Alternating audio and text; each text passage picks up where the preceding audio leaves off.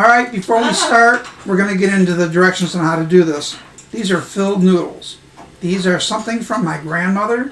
If you're outside of my family, you've probably never had them. They're delicious. They're not quick to make. They're easy, but they're very time consuming. Let's go. Hi everybody. Welcome to my New Year's dish of filled noodles. This is something, if you're not inside of my family, you've probably never had this. This is an original dish handed down to me by my grandmother, handed by, I think, her grandmother. I think it came out of the necessities of the Depression, but it's a dish that doesn't look like much, doesn't present as beautiful, but it tastes delicious. There are not many ingredients involved in this dish. It's pretty simple as far as that goes. It's a little bit time consuming to make. You're going to start with 1 pound, and you can scale up. 1 pound of ground beef, 13 slices of white bread per pound. Do not think it's going to be better by going out and buying expensive, fancy, healthy, great tasting white bread. It won't work. The cheaper the better. 98 cents a loaf at Walmart is what you want for this. 3 onions per 1 pound of hamburger. 3 tablespoons of butter for the onions. We're going to need 4 eggs total because we're going to be making 4 batches. You need flour, and it's got to be all-purpose flour. Do not use self-rising. And you will need milk. In all applications, what we do, skim milk will never work. 2% or whole, never anything else. I have a cast iron wok I'm going to use for frying the meat. And I have a cast iron pan we're going to use when we boil the noodles. And that's it. That's everything you need. So we're going to get started with mixing the bread with the burger. Here we go. Let's begin. First thing we want to do, set up near a water faucet. You're going to need cold water to mix the bread with. We're going to take our entire pound of ground beef, put it in the bowl. Turn on your water, cold water. Your first 6 or 7 pieces of bread, just run it under the water enough to soak up the water that's running past. And that's about it right there. Once that's on there, using your hands, you're just going to squeeze it like this and mix it in. That's all we're going to do. There's going to be a lot of this going on.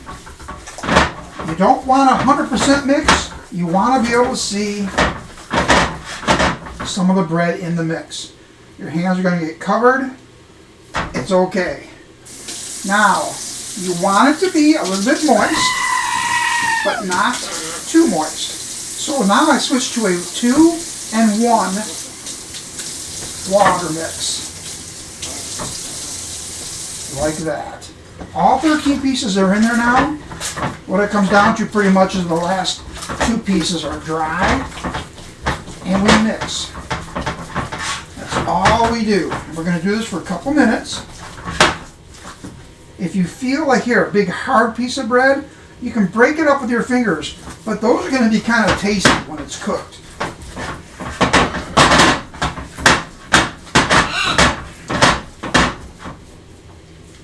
And there we are. You want it to look like this. You can see chunks of bread, you can see meat, you can see it all through there. Some of the chunks are harder, some are softer. That's a perfect mix right there. Now we're going to chop the onions.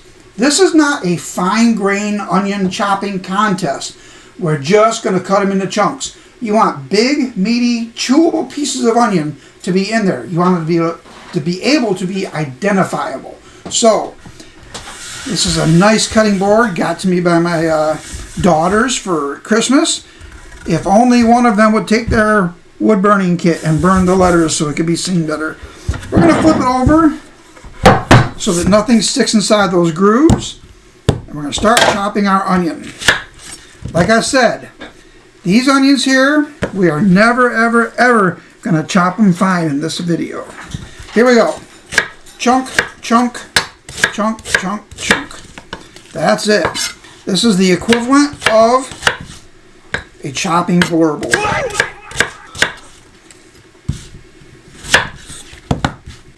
And there we have it.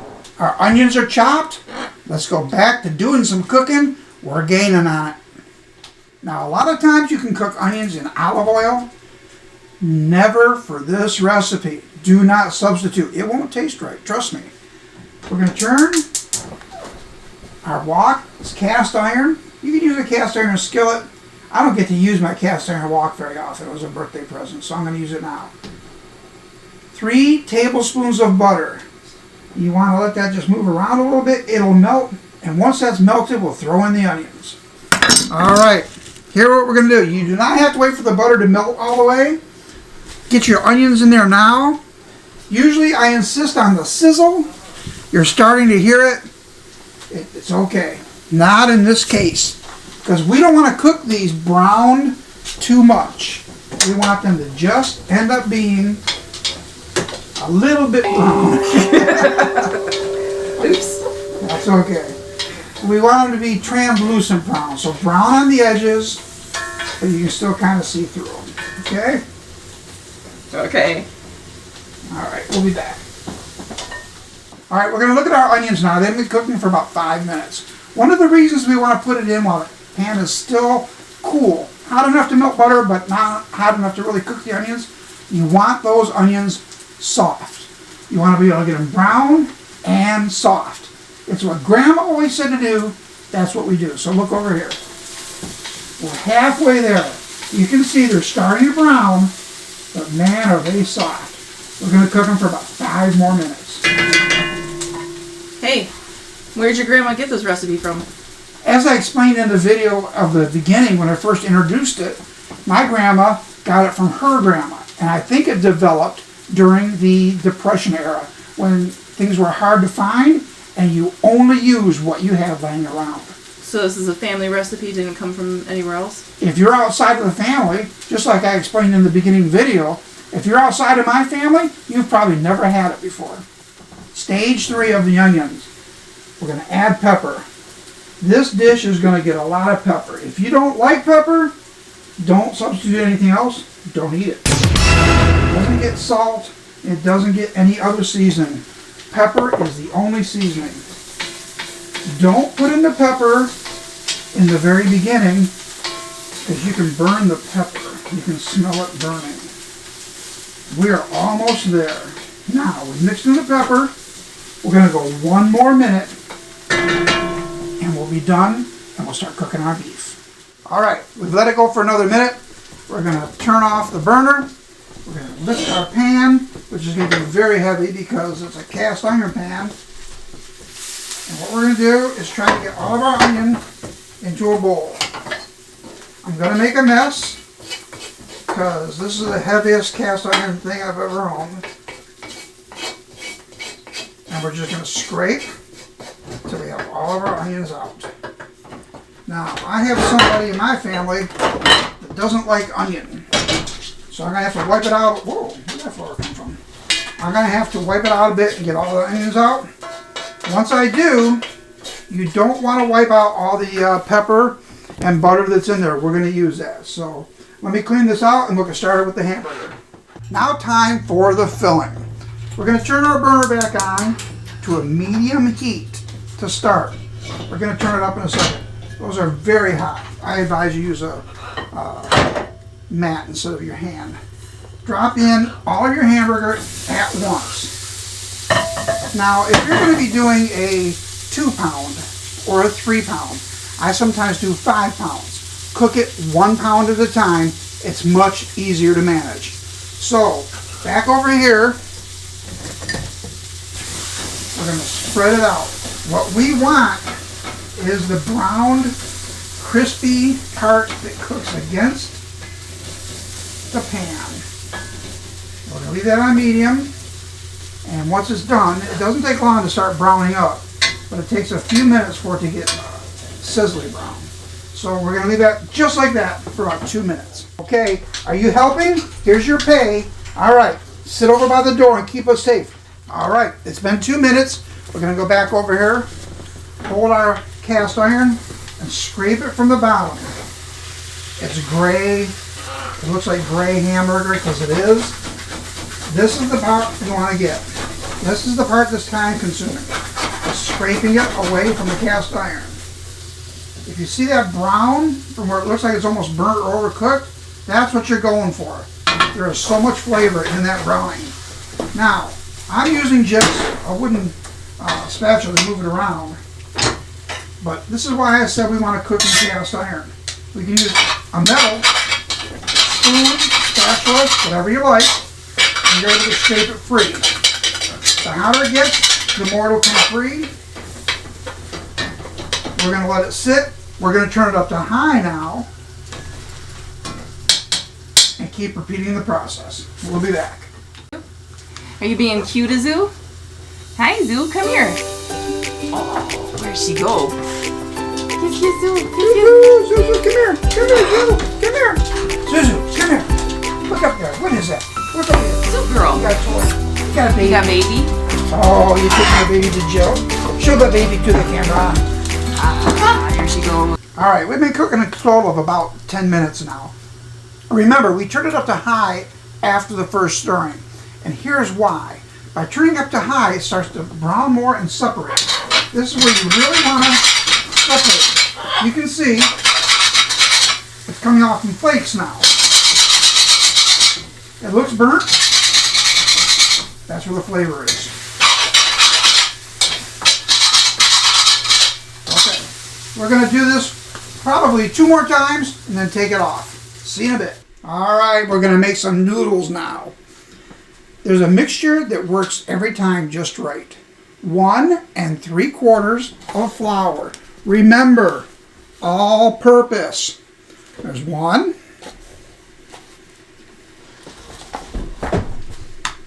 And 3/4. Put that back in. Once you mix that, 3/4 of a cup of milk. And as I always tell you, never skimmed anything less than 2%. That goes right in too. Don't forget your egg. You forget an egg and all you're going to have is dumplings. All right, we're going to mix that all up. All right. What happened last time you made these? We got just chicken and dumplings with meat in the middle. What did you forget to put in? I forgot to put an egg. What did it taste like? Dumplings. Dumplings. It takes a minute to mix this up. First it seems like it's too dry. Seems like it's too wet.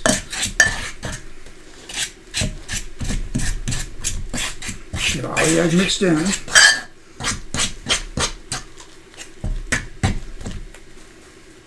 Now, this is where you can adjust. I think I may have used too big of an egg. So I'm adding a little more flour. Alright, look how it's a nice soft dough. Still sticking a little. Just because I said exactly 3/4 of a cup of milk doesn't mean it was exactly. Because in this case, for whatever reason, I needed to sprinkle more. Now we're just about there. You want it to always be soft like this. A soft, pliable dough. Like that. Okay, great. Now, what we're going to do is flour our hands. Always flour your hands so it doesn't stick to the dough. And if you find parts that are still sticking, flour them. You want to work it in. You don't want to over knead it. You want it to just not be sticky to your hands. And look at there. Look how beautiful that's looking. That's what you want. Flour your board. Using your fingers. You can feel if it's getting wet. Use a little more. Work it out. It's soft and pliable. It feels like it's going to break in your fingers, but it won't. Okay, now we've done that 2 or 3 times. We're going to try to keep it square, but this portion that I gave you to mix will make 1 batch of dough. We're going to get our we're going to get our rolling pin. You can iron it if you want, but I advise not to. We're going to get our rolling pin, and we're going to get going with that in just a second. I'm not going to lie to you. Look over here. It's a bit messy. Flour goes everywhere. It's hard to do this without making a little bit of a mess. But here we're going to make our next batch. Remember, 1,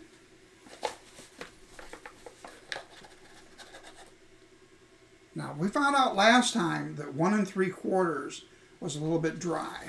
So we're going to add, or a little bit wet, just a touch more. There we go.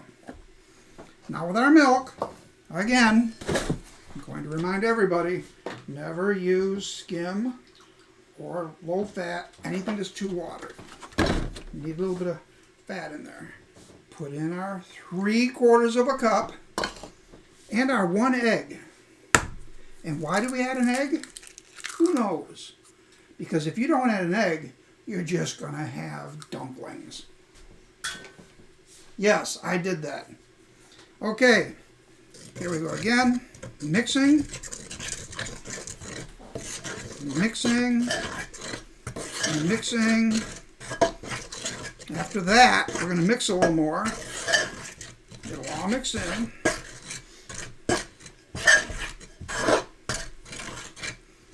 Yep, that little extra burble of flour did it. There's nothing like a measurement of burble for anything. Whatever you're using, when you burble it, you're short, add a little burble.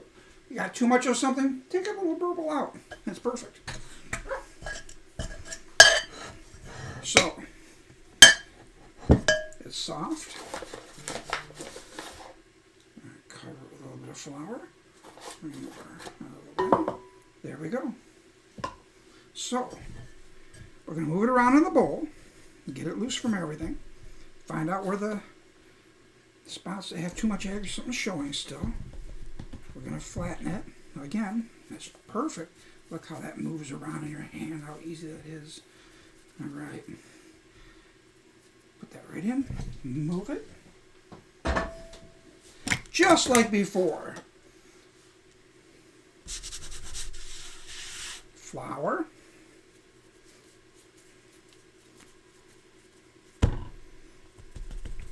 Work it out with your fingers. Roll it over. Work it out with your fingers. I try to keep it square when I can, but it doesn't always stay that way. Now we're starting to push a lot of the inside out, so we're going to just make sure, give ourselves a little extra insurance of non-sticking. See where that, right there, that's where it's going to stick. Now we get our rolling pin from the inside out, the inside out, the inside out, inside out, inside out, inside out, inside out, inside out. All right, my dog is doing her job. Anything that hits the floor, that's what she's for. We should have named her Hoover. She's earning her keep. Okay, back up here. There we go. Once. Oh. I don't know how that happened, but it looked like my rolling pin just broke. Now, because I hit that with a rolling pin, we're going to add a little bit of flour so it doesn't stick. We got our pizza cutter. 1, 2, 1, 2. We know this won't make a noodle, a filled noodle anyway, so we're going to make that off. The rest of these are perfect. They make small ones, big ones. So what we're going to do is we're going to go through that process and make, we're going to start with a small one like that. And you can do this sometimes too if you like. If you don't think you can get another one to roll over it, it's just a little bit of noodle. You can make a ravioli out of it. But when you roll it and squeeze it like I just did, it all sticks together, makes a perfect filled noodle. All right, you can keep watching. We're going to use up the rest of the onion meat. We should get 12 out of this, because I usually get 16 for a full pound. Everybody gets 4 for a meal. I usually make 80 or 90, sometimes 100 at a time. I freeze them. We eat them for breakfast, lunch, and dinner. Now, see how this one fell apart here? It's okay. You can just stick it over it. Add a little flour. Stick it back. Roll it. Roll it over. Voila. The flour for drying, put it on the paper. This will make a nice big one here.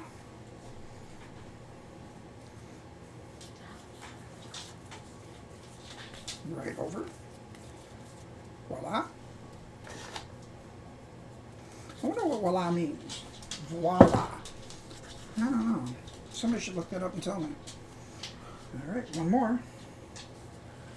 You know what? We should put it on the bigger one. We're gonna switch that to that one right there.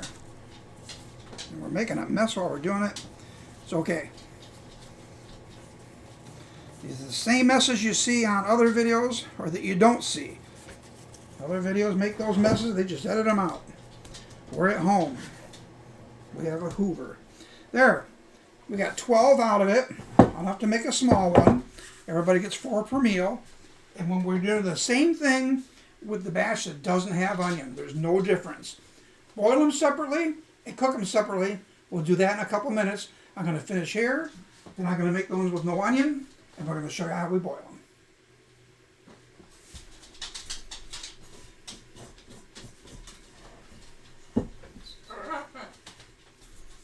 We're going to take our onions, mix it in. Only about 3/4 of what we had. I know it looks like a lot, but this is the recipe. And we have to use our hands again to mix this in. Hamburger's still pretty warm, but it's not hot. It's workable. There we go. Okay, now, while your hands are still a little bit greasy, you can come over here, pick up a square, like I have here. Okay, we have a square in our hand, right there. Take a hamburger, put it in the middle. It doesn't have to be a perfectly round ball. But what you want to do is just pull up the sides and corners to seal it. It does not have to be perfect. You just want it, in case your hands are sticky, and mine are, and form it into a ball. That is a finished filled noodle right there. What we're going to do is set it aside. I'm going to finish these up, then we're going to come back and make a new batch so you can see how how it's rolled out and cut. Parchment paper is a good thing to have to let them dry out a little bit. Flour it, put them on it. A little bit of flour, roll it around, helps dry them out a little bit. But that's perfect. So we're going to grab another piece from right here. Oh, I moved my hamburger. Let me get that back. We're going to put some right in the middle, just like we did last time. Whoa. We're going to pinch it up a little bit. Then all we're going to do is roll it.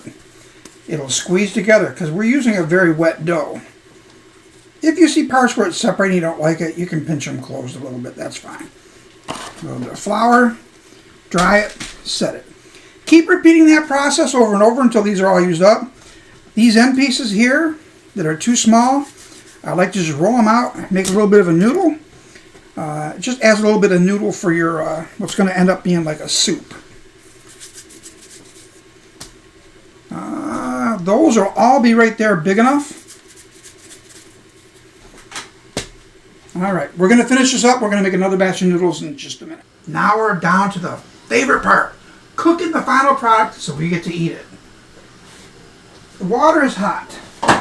It doesn't necessarily have to be completely boiling, but very hot. This was boiling just a second ago. All you do is drop them in and we'll let them boil. If you want some extra noodles, you can drop those in with it. And I'll probably save the rest for the bigger pot. These are the ones here without onion. We'll let them sit. Over here in the bigger pot, which is ready to boil as well, we're going to do the ones with onion. Like I said, you just drop them right in. Don't worry about the flour that's on them. It's all okay. They've been sitting, drying for the whole time it took me to clean the kitchen. And the longer they dry, the better they cook. Once they're cooked, they can be frozen. They can be kept in the refrigerator if you're going to eat them with a day or so. Not much longer than that. But we usually freeze them 4 in a bag, so you can take out 4. You can put them in right frozen, but I recommend not. You can. The best thing to do is take them out the night before, put them in the fridge. They'll be thawed by the next day. Boil them like we're doing. Now, here go the last of the noodles.